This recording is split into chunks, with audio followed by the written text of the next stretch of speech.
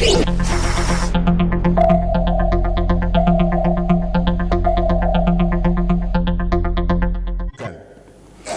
Yang di-Pertua,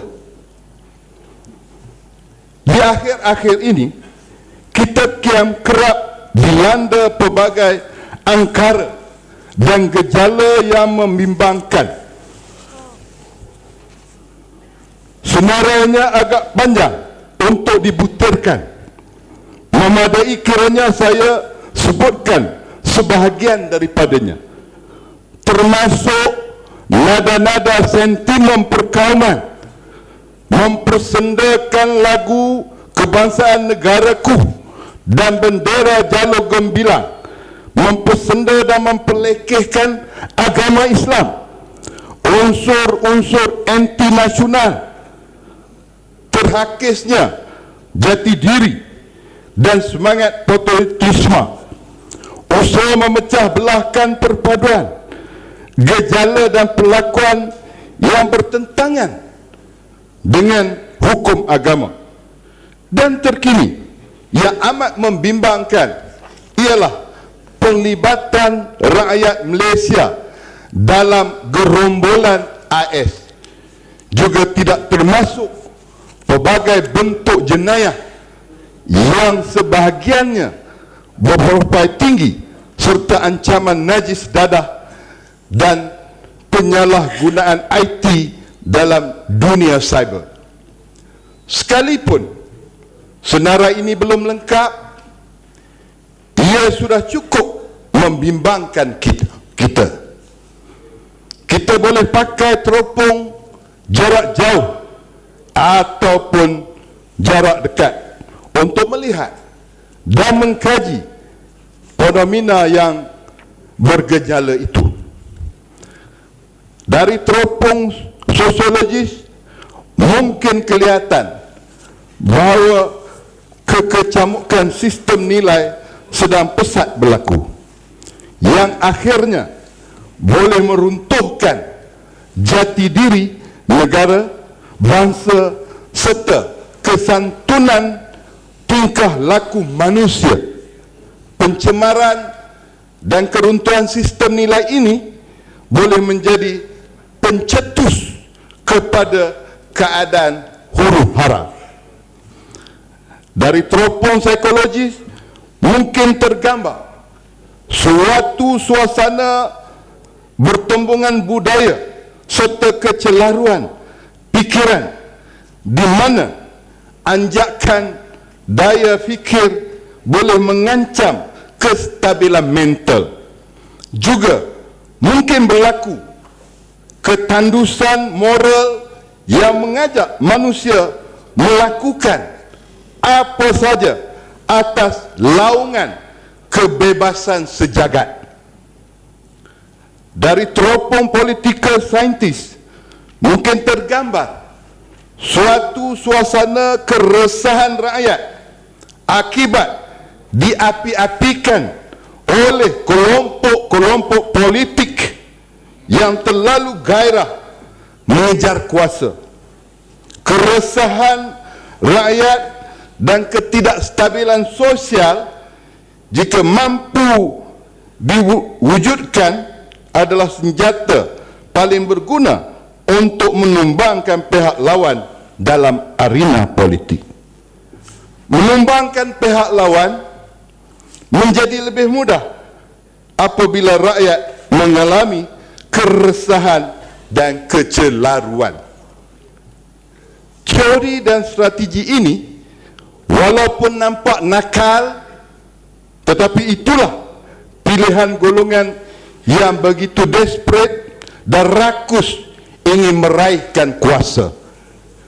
Apapun rangkuman gambaran yang terpancar dari tiga jenis teropong itu, belum termasuk teropong Islam, amat mengerikan kita. Manakala dari teropong saya sendiri pula, sebagai mantan cikgu sekolah, pastinya saya tergamit untuk melihat segala angkara tersebut dari persepsi pendidikan. Tak siapa boleh menafikan bahawa sistem pendidikan kita telah melahirkan ramai cerdik pandai dan berkemahiran dalam pelbagai bidang, termasuk kita yang berada di Dewan Rakyat yang mulia ini. Nisbah kecapaian dan kecemerlangan dalam peperiksaan awam juga amat menggalakkan. Jumlah graduan daripada universiti juga semakin bertambah. Ini semua mencerminkan serta menjadi kayu ukur kepada sistem pendidikan kita.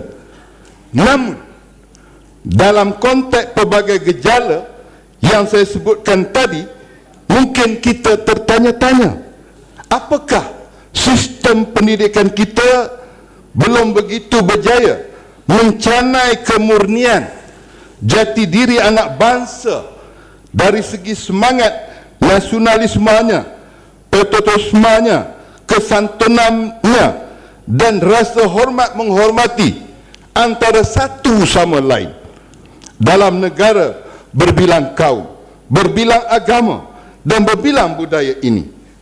Kalau benar bidalan hendak melentur buluh, biarlah dari rebelnya, maka tergamit saya satu kemestian untuk melihat perkara ini dari seawal mula zaman persekolahan hinggalah ke peringkat universiti, supaya tertegak benteng dalam diri setiap warga, iaitu benteng menangkis segala yang bergejala serta memperkasa ketahanan diri dari terjerumus dalam gelora yang merosakkan.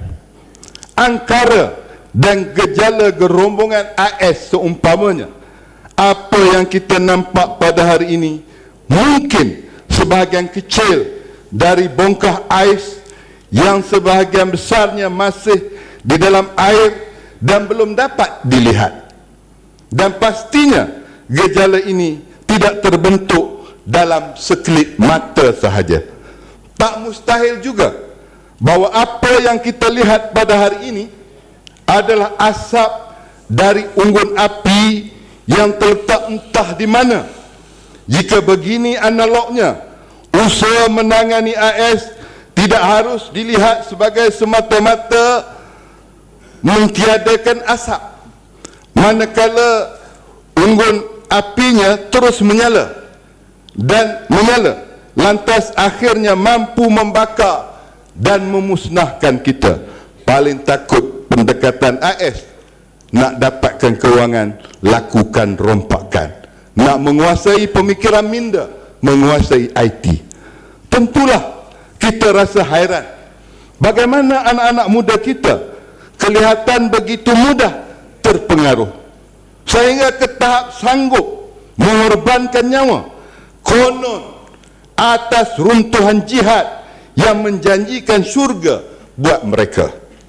Bila kita bertanya di mana silapnya, kita sebenarnya bertanya kepada siapa?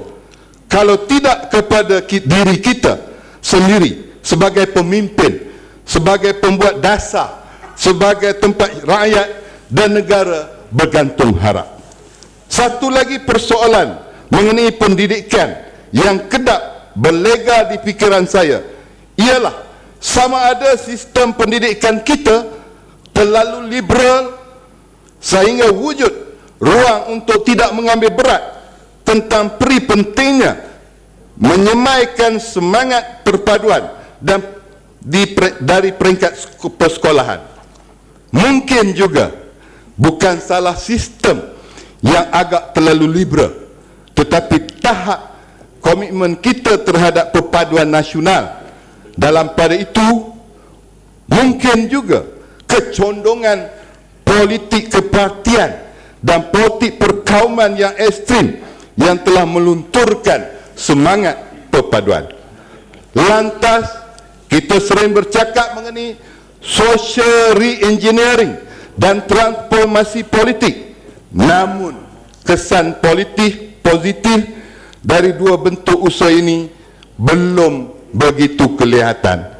Mengambil peduli tentang hal ini adalah tanggungjawab kita bersama dan perlu disegerakan sebelum kita lali dan lalai.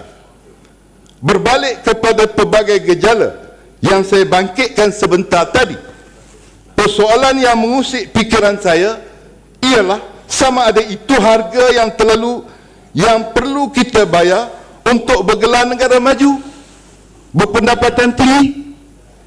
Itukah jenama yang menjadi label untuk diselahkan ke mata dunia?